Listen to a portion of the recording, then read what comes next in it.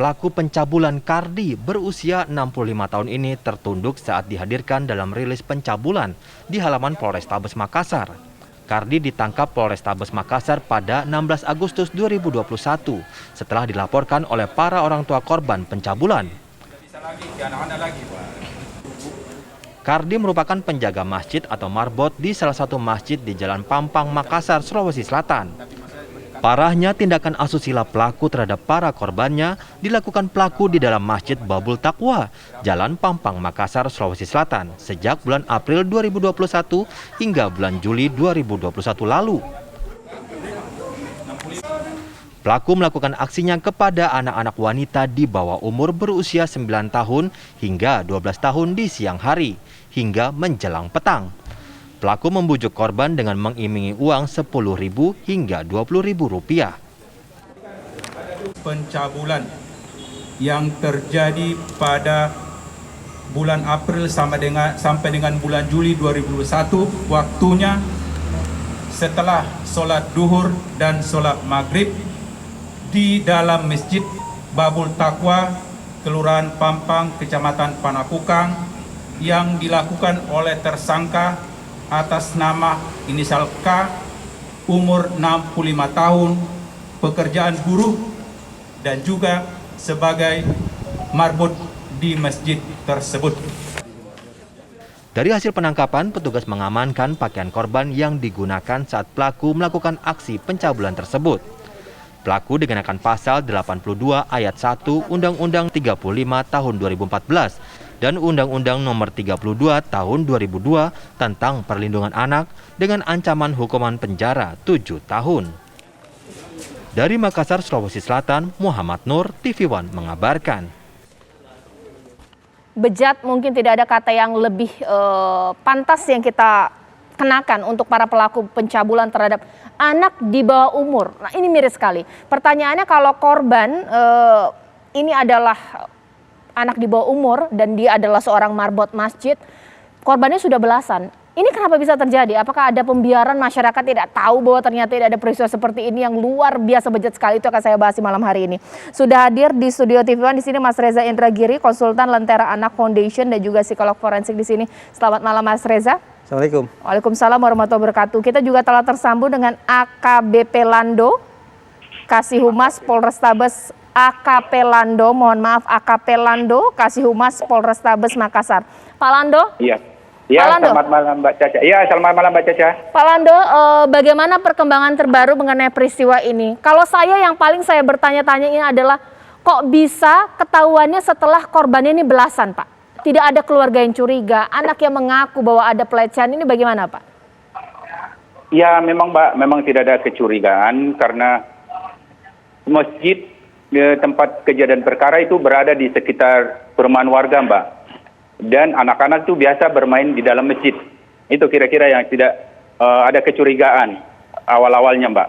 Tapi setelah berulang-ulang, ada kecurigaan dari warga setempat. Sehingga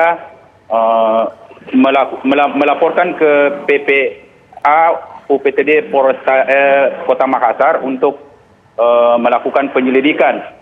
Sehingga membuka rekaman CCTV yang ada di masjid tersebut sehingga ketahuan bahwa ada kasus pencabulan yang dilakukan oleh tersangka atas nama K di lantai 2 masjid tersebut. Begitu, Mbak.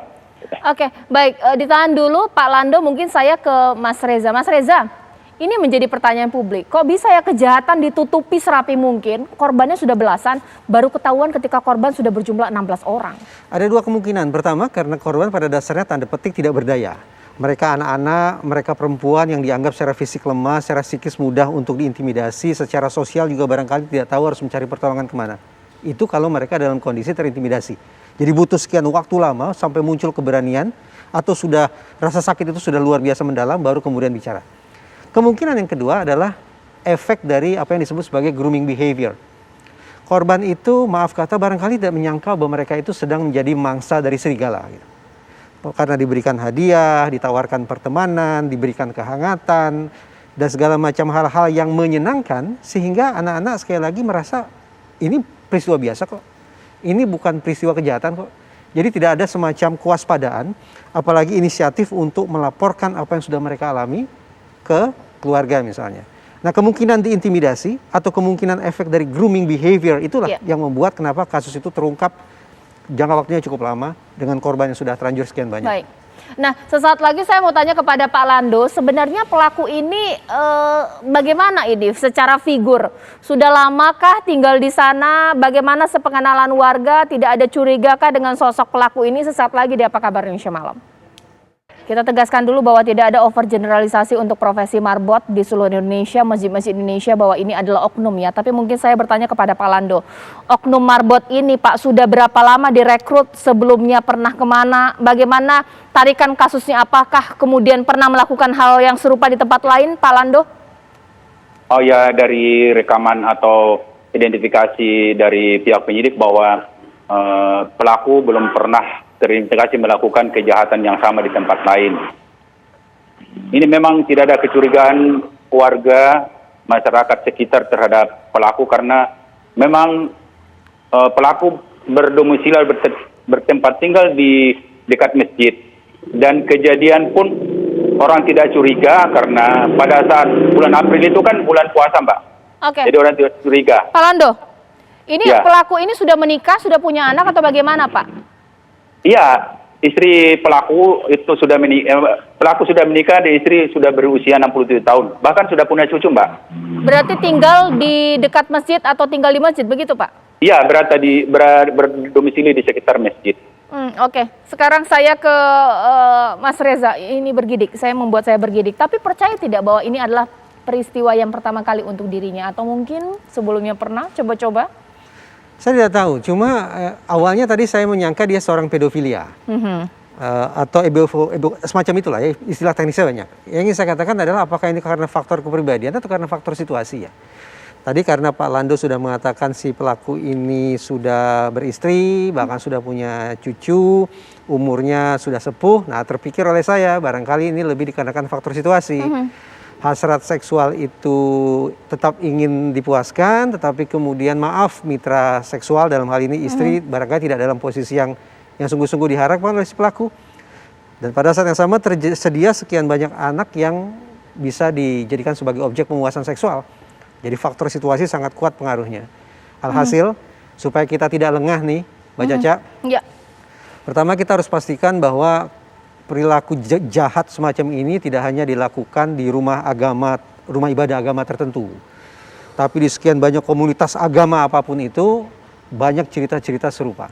Bagaimana sih cara bedainnya bahwa ini ada orang jahat seperti ini, tapi ada juga yang tidak? Tidak mudah, karena tidak mungkin orang semacam itu pakai tato kan. Justru orang semacam ini boleh jadi sehari-hari tanpa orang yang sangat santun, sangat hangat, punya posisi yang tidak mungkinlah orang semacam ini akan melakukan kejahatan. Dia tampil sebagai sosok yang terpercaya di tengah-tengah masyarakat.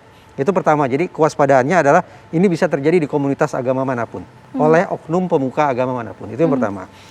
Yang kedua, ternyata kita tidak terus-menerus dihadapkan pada kemungkinan adanya kepribadian yang abnormal. Orang yang secara kepribadian biasa-biasa saja, ketertarikan seksualnya juga relatif normal, tapi kemudian bisa saja menjadikan orang-orang yang tidak semestinya diajak melakukan hubungan seksual, justru menjadi pasangan seksual. Jadi faktor situasi, sekali lagi harus betul-betul diwaspadai. Baik, terima kasih Mas Reza, terima kasih Pak Lando. Kita harap untuk seluruh orang tua di Indonesia agar terus awasi anak Anda supaya peristiwa ini tidak terjadi lagi dan pasti aparat kepolisian akan menindak kasus ini. Terima kasih Bapak-Bapak, ini menjadi akhir Apa Kabar Indonesia Malam. Ingat, patuh 5M, protokol kesehatan dan juga pastinya segera vaksin untuk dukung vaksinasi nasional. Selamat malam, sampai jumpa.